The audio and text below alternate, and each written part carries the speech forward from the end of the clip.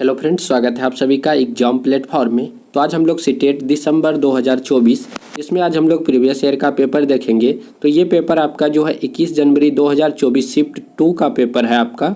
तो इसमें जो हम लोग ईवीएस के टोटल 30 क्वेश्चन को आज हम लोग देखेंगे। तो इससे पिछले वाले वीडियो पे हम लोग हिंदी और सीडीपी के टोटल 30 क्वेश्चन हम लोग देख चुके हैं। तो आज हम लोग ईवीएस के सारे क्वेश्चन हम लोग देखेंगे। तो सबसे पहले आप लोग एग्जाम प्लेटफॉर्म पे नए हैं तो आप लोग एग्जाम प्लेटफॉर्म को ज़रूर सब्सक्राइब कर लीजिए। तो चलिए देखते हैं आज का फर्स्ट क्वेश्चन। तो देखिए यहाँ से आपका जो ईवीएस यानी कि पर्यावरण अध्ययन का आपका जो है क्वेश्चन शुरू हो रहा है। तो आपका जिसका यानी कि पेपर 1 होता है यानी कि 1 to 5 के लिए जो भी आप लोग सीटेट का फॉर्म भरते हैं तो उसमें जो आपका जो ईवीएस भी 30 नंबर का पूछा जाता है। तो चलिए देखते हैं फर्स्ट क्वेश्चन। आपका क्वेश्चन है कथन ए तथा आर को ध्यान से पढ़े तथा निम्नलिखित प्रश्नों का उत्तर दे। कथन ए में देखिए क्या बोला जा रहा है। रेशम का कीड़ा अपनी मादा को उसकी गंध से कई किलोमीटर दूर से ही पहचान लेता है। रेशम का जो कीड़ा होता है अपनी मादा को उसकी गंध से कई किलोमीटर दूर से ही पहचान लेता है। बिल्कुल यहाँ पे कथन में जो आपका जो सही बताया जा रहा है। उसके बाद देखिए कथन 2 को हम लोग देखते हैं यानी कि आर। कुछ मादा कीड़े जो है फेरीमोनस, कुछ मादा जो कीड़े होते हैं वह जो है आपका फेरीमोनस छोड़ते हैं जिसके गंध को नर कीड़े पहचान लेते हैं। कहने का यहाँ पे जो आपका 2 स्टेटमेंट है ए और आर दोनों ही यहाँ पे सही है और यहाँ पे सही व्याख्या भी करता है। इसीलिए आपका राइट आंसर ऑप्शन नंबर 3 हो जाएगा। ए और आर दोनों सही है और आर जो है आपका ए का सही व्याख्या भी करता है। तो ऑप्शन नंबर 3 आपका बिल्कुल राइट आंसर हो जाएगा। उसके बाद हम लोग देखेंगे 62 नंबर क्वेश्चन। आपका 62 नंबर क्वेश्चन है निम्नलिखित में से कौन सा बाल केंद्रित रणनीतियों का सबसे अच्छा मतलब कि रणनीति को सबसे अच्छा दर्शाता है। तो बाल केंद्रित अभी का जो शिक्षा व्यवस्था है बिल्कुल ही बाल केंद्रित मतलब कि शिक्षा व्यवस्था है उसी पर आधारित है। तो आपको बताना है कि निम्नलिखित में से कौन सा बाल केंद्रित रणनीतियों को सबसे अच्छा दर्शाता है। जैसे एक में है चर्चा, प्रदर्शन, सर्वेक्षण, व्याख्या। देखिए सभी ऑप्शन में 2-2 करके है मतलब कि कोई 2 ही यहाँ पे आपको जवाब देना है।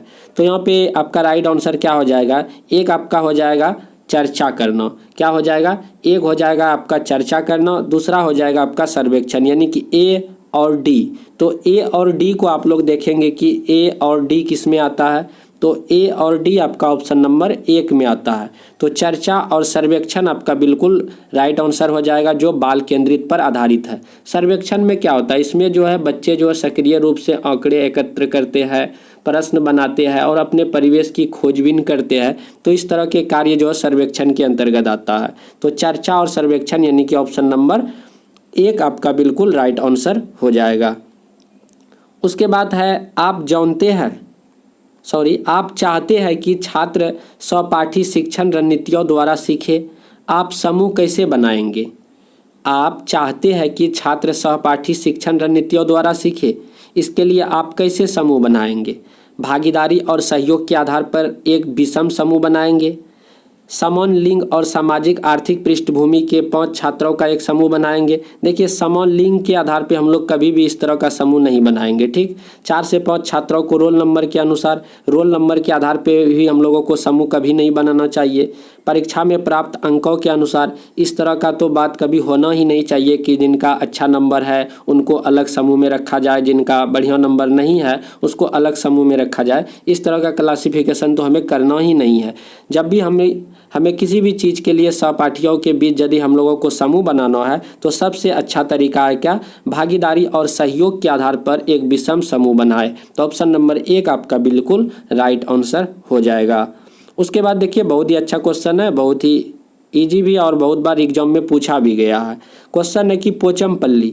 जैसे ही हम लोगों को पोचमपल्ली दिखा तो पोचमपल्ली डायरेक्ट हमारा दिमाग में हिट करना चाहिए कि यह किस राज्य से संबंधित है। तो पोचमपल्ली आपका बिल्कुल सही जवाब क्या हो जाएगा, तेलंगाना आपका बिल्कुल राइट आंसर हो जाएगा। तो पोचमपल्ली एक खूबसूरत डिजाइन की चमकदार रंगों की साड़ियाँ और विशेष प्रकार की बुनाई जिसे भी पोचमपल्ली कहते हैं के लिए विख्यात जिला है। तो ये आपका जो तेलंगाना राज्य बिल्कुल आपका राइट आंसर हो जाएगा। तो पोचमपल्ली जो साड़ी के लिए प्रसिद्ध है तो तेलंगाना आपका बिल्कुल सही जवाब हो जाएगा। तो बहुत बार एग्जाम में पूछा भी गया है। उसके बाद देखिए क्वेश्चन है आपका कथन, और यानी कि यहाँ पे कथन से रिलेटेड है। ईवीएस पाठ्यक्रम को 6 थीम में बांटा गया है। पानी, आपसी संबंध, भोजन, यातायात, आवास, वस्तुएं कैसे कार्य करती है। ठीक है, यहाँ पे 6 जो आपका थीम है, तो यहाँ पे 6 थीम के बारे में बताया गया, लेकिन यहाँ पे जो 6 थीम होता है ये यहाँ पे सही नहीं बताया गया। कहने का मतलब यहाँ पे आपका स्टेटमेंट एक तो बिल्कुल गलत हो रहा है। ईवीएस के थीम बच्चों के जीवन के बहुत करीब है। आपका सेकेंड वाला जो स्टेटमेंट है बिल्कुल आपका सही है, मतलब कि एक आपका जो गलत है। क्यों गलत है? क्योंकि 6 जो आपका थीम होता है वह थीम इस प्रकार है, जैसे कि पहला आपका परिवार या दोस्त हो जाता है। पहला क्या हो जाता है? परिवार या दोस्त आप लोग बोल सकते हैं। उसके बाद आपका भोजन हो जाता है। क्या हो जाता है? भोजन आ जाता है। उसके बाद पानी आ जाता है। क्या होता है? पानी होता है। उसके बाद आश्रय होता है। उसके बाद यात्रा आ जाता है। उसके बाद आपका जो है चीज़ें कैसे हम बनाते हैं वो हो जाता है। तो 6 प्रकार के थीम होते हैं, बट यहाँ पे जो 6 प्रकार का जो थीम आपका जो दिया गया है ये आपका जो बिल्कुल गलत है। तो इसीलिए आपका जो सेकेंड वाला ऑप्शन जो आपका सही हो जाएगा। तो आप लोग ऑप्शन में देखेंगे कि कौन सा सही है। तो एक आपका गलत है, 2 सही है, तो ऑप्शन नंबर 2 आपका बिल्कुल राइट आंसर हो जाएगा। उसके बाद आगे है आपका, एक ईवीएस शिक्षिका ने अपने छात्रों को जानवरों के बारे में पढ़ाया और उन्हें निम्नलिखित कार्य करने के लिए कहा। तो यहाँ पे आपको बताना हो कि कौन सा ऑप्शन इसका सही है। जैसे आसपास के विभिन्न जानवरों के नाम लिखिए, विभिन्न जानवरों की गतिविधियों का अवलोकन करो, अवलोकन के आधार पर जानवरों को श्रेणियों में वर्गीकृत करो, जानवरों को परिभाषित करो। तो यहाँ पे जो आपको बताना कि उपरोक्त में से कौन सा प्राथमिक स्तर के छात्रों के लिए उपयुक्त नहीं है। तो देखिए यहाँ पे एक ईवीएस शिक्षिका ने अपने छात्रों को जानवर के बारे में पढ़ाया, उन्हें निम्नलिखित कार्य करने के लिए कहा। तो यहाँ पे किस प्रकार का जो है आपका जो है बिल्कुल वहाँ पे नहीं होगा, मतलब कि कौन सा प्राथमिक स्तर छात्रों के लिए जो उपयुक्त नहीं है। देखिए जानवरों को परिभाषित करना, जब बच्चे को जानवर के बारे में पढ़ाया गया तो उसके बारे में डिफाइन करना, ये जो है छोटे बच्चों के लिए ईवीएस में इस तरह की बातें नहीं होनी चाहिए। तो हम लोग जो है जस्ट इसका जो है इसमें नेगेटिव खोजना है, तो कौन सा नहीं होगा, तो आपका ऑप्शन नंबर डी।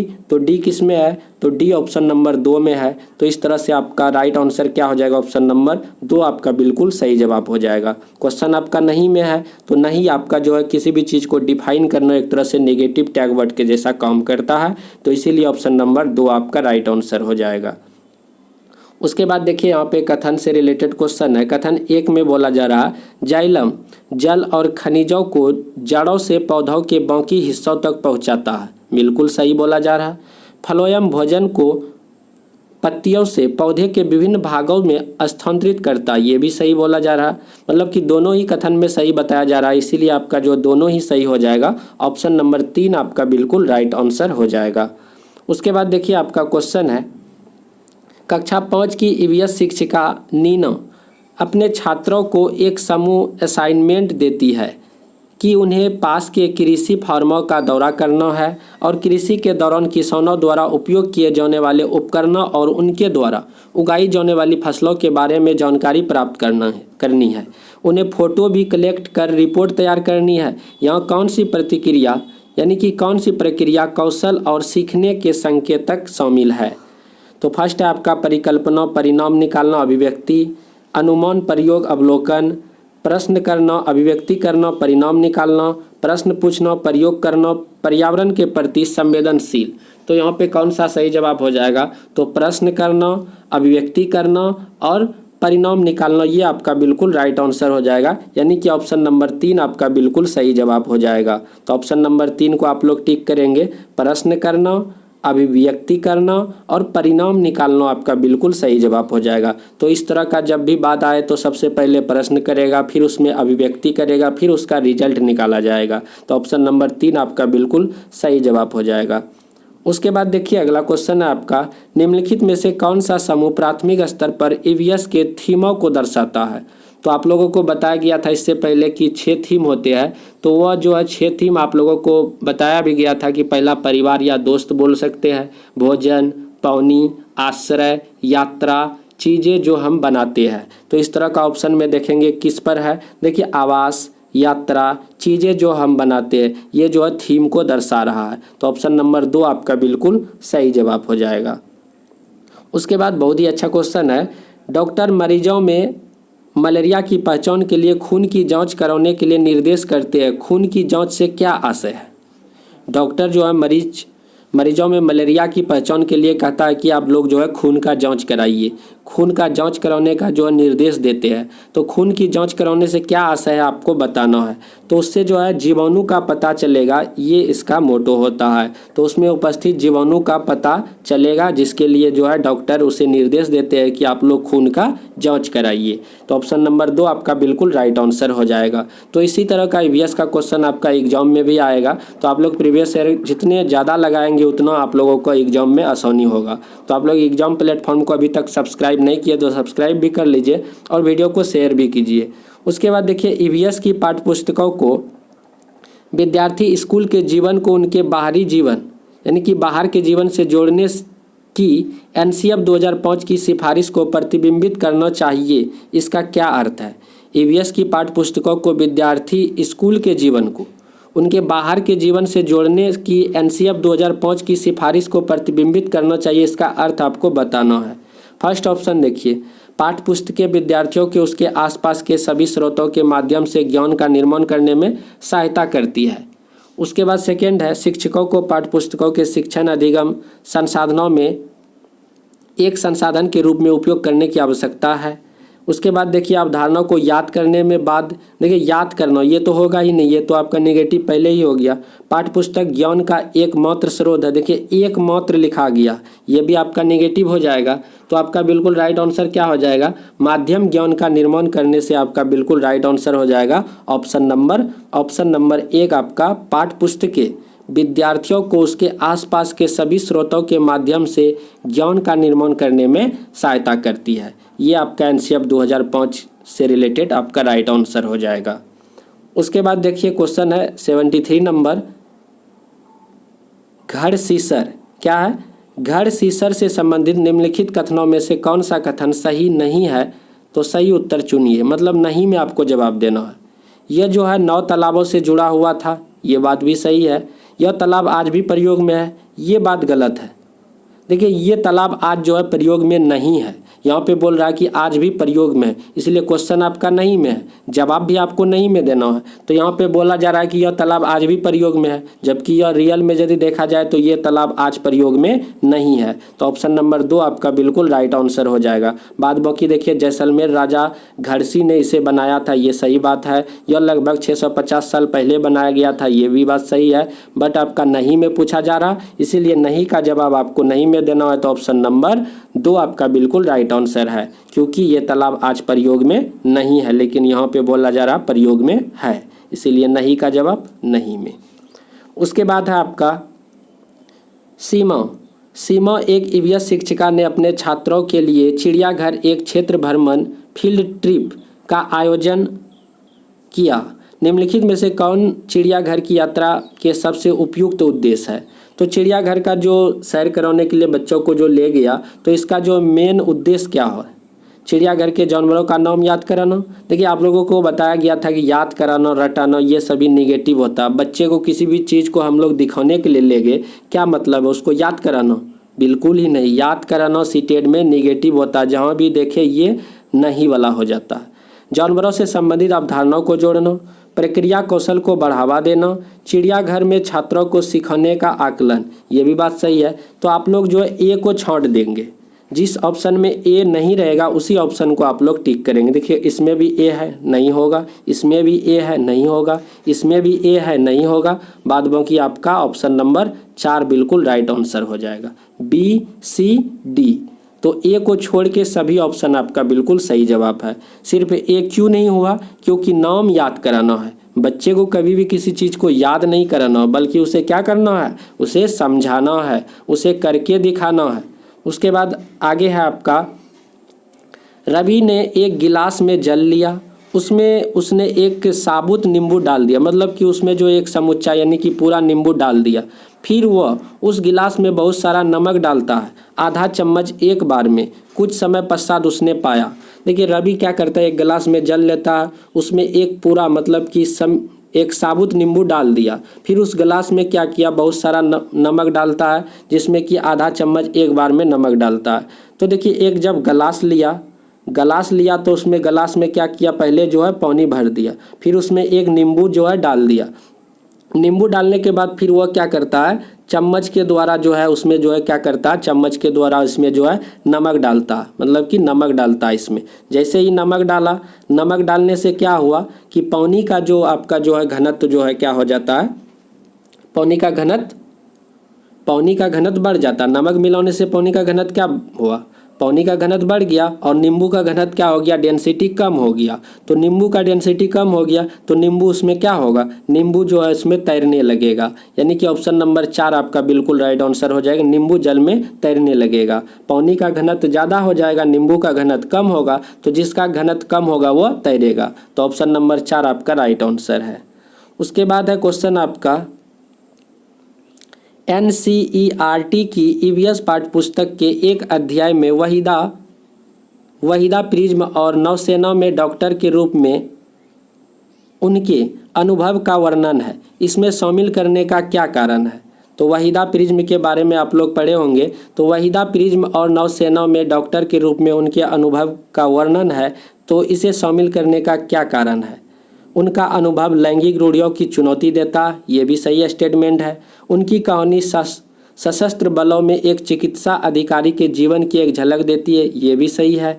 उसके बाद देखिए, ये समझना कि प्रिज्म 7 रंगों को दर्शाता, ये ऑप्शन आपका नहीं होगा। उसके सामने आने वाली कठिनाइयों और उनसे निपटने के तरीके को समझाना, ये भी सही है। मतलब कि आपको जो है सी को छांट के चलना है, मतलब इसमें जो है प्रिज्म के 7 रंगे को दर्शाता, ये ऑप्शन आपका नहीं होगा। तो देखेंगे कि सी किसमें नहीं है। सी देखिए इसमें भी है तो ये ऑप्शन नहीं होगा, सी इसमें भी है ये ऑप्शन नहीं होगा, सी इसमें भी है ये ऑप्शन नहीं होगा। तो सी किसमें नहीं है, सी ऑप्शन नंबर 2 में नहीं है। ठीक, तो ऑप्शन नंबर 2 में बी भी आपका हो जाएगा, ए भी हो जाएगा और डी भी हो जाएगा, बाद बाकी सी आपका नहीं होगा। तो ऑप्शन नंबर आपका कौन सा राइट आंसर होगा, तो ऑप्शन नंबर 2 आपका बिल्कुल क्लियर जवाब है। सिर्फ आपको देखना है कि सी किसमें नहीं है।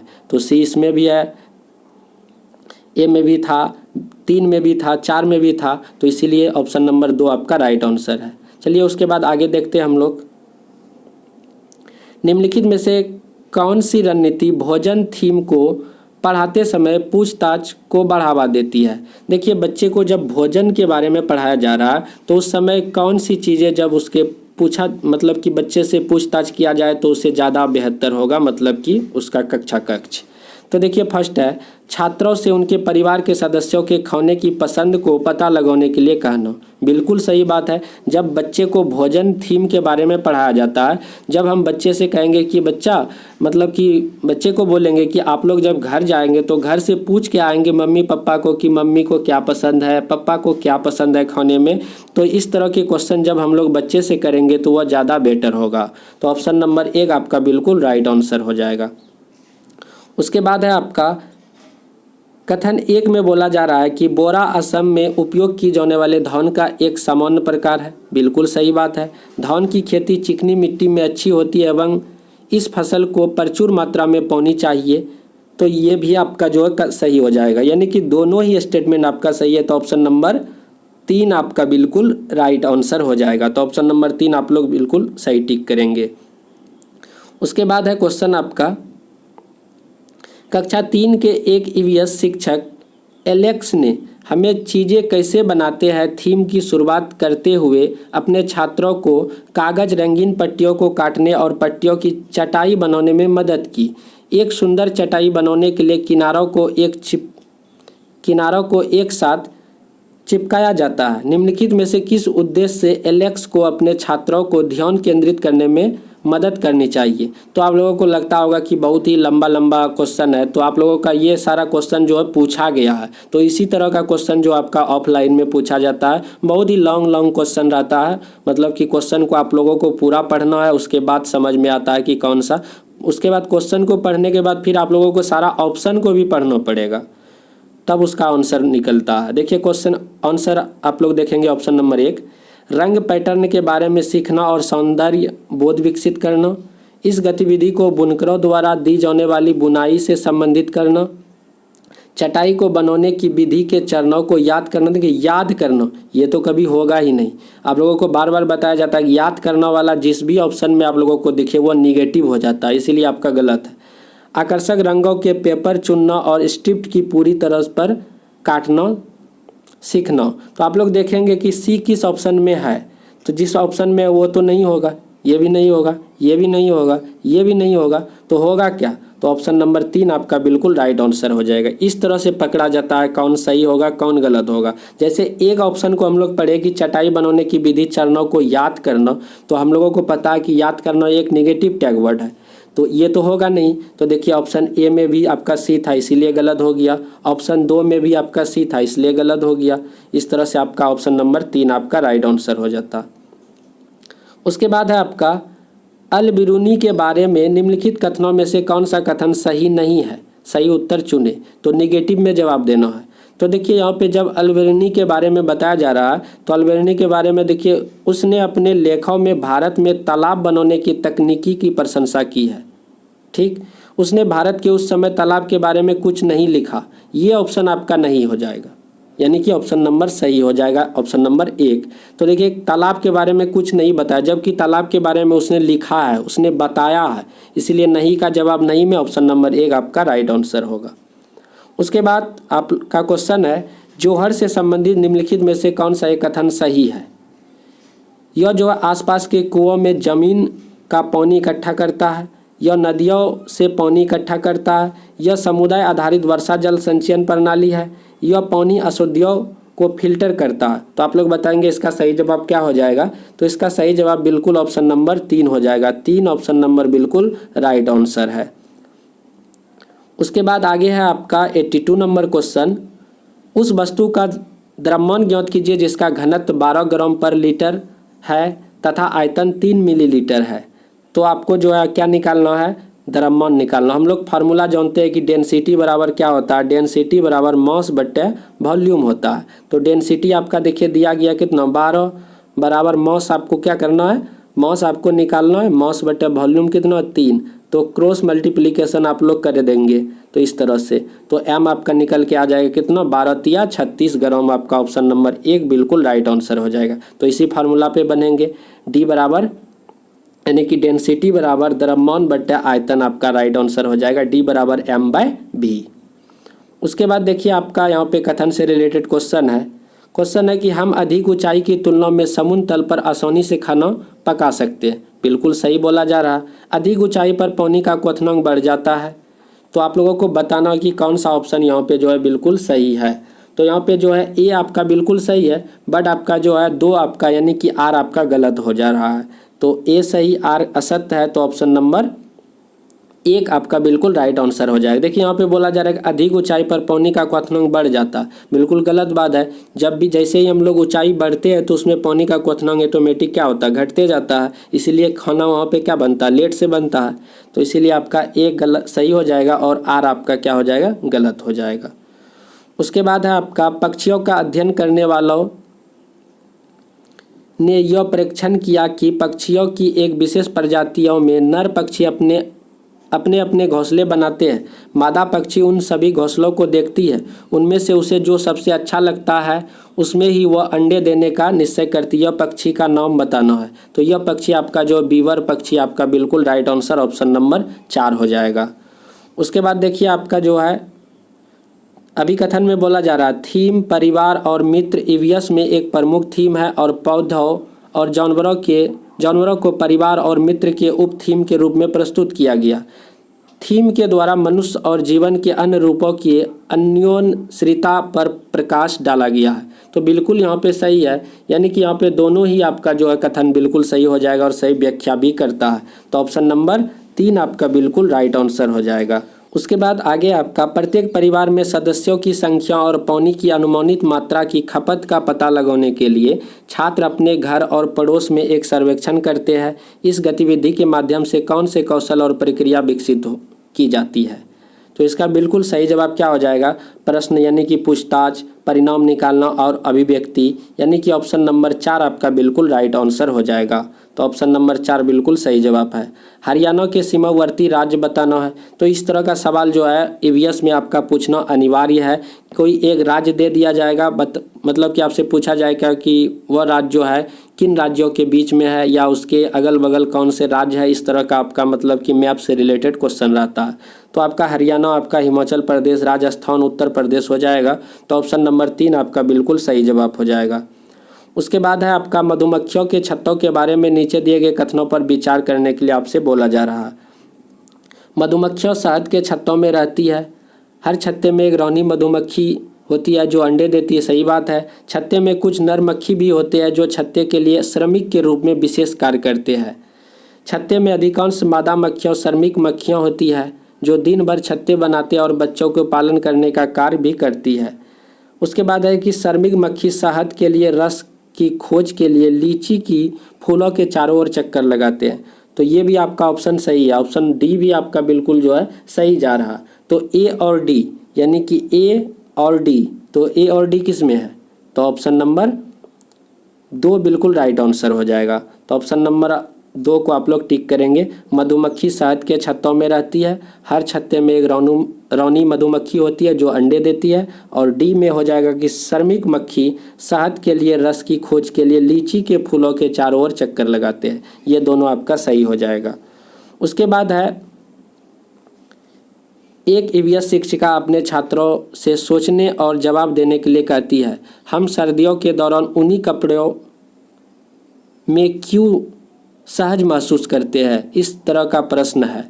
तो एक ईवीएस शिक्षिका अपने छात्रों को सोचने और जवाब देने के लिए कहती है कि हम लोग जो है सर्दियों के समय में जो ऊनी कपड़ा जो है पहनना ज़्यादा पसंद करते हैं, ऐसा क्यों? तो इस तरह का प्रश्न जो है किस प्रकार का प्रश्न है? काल्पनिक प्रश्न है, तथ्यात्मक है, अभिसारी है? तो ये आपका राइट आंसर क्या हो जाएगा? विश्लेषणात्मक प्रश्न आपका ऑप्शन नंबर 4 राइट आंसर हो जाएगा। तो लास्ट प्रश्न है आपका, निम्नलिखित कथन ए और बी को ध्यान से पढ़िए तथा सही विकल्प का चुनाव करने के लिए आपसे बोला जा रहा है। लगभग 4700 वर्ष पूर्व सिंधु तथा इसकी सहायक नदियों के किनारे कुछ आरंभिक नगर फले फूले, बिल्कुल सही बात है। गंगा तथा इसकी सहायक नदियों के किनारे नगरों का विकास 1500 वर्ष पूर्व हुआ, ये आपका गलत हो जाएगा। तो ए आपका क्या हो जाएगा? सही हो जाएगा। बी आपका जो है गलत हो जाएगा। तो ऑप्शन नंबर 1 आपका बिल्कुल राइट आंसर है। तो इस तरह से हम लोग टोटल 30 क्वेश्चन सॉल्व कर चुके हैं। तो वीडियो को आप लोग शेयर भी कीजिए और चैनल पे नए हैं तो प्लीज़ आप लोग सब्सक्राइब भी कर लीजिए। चलिए मिलते हैं हम लोग अगले वीडियो पे। जय हिंद, जय भारत।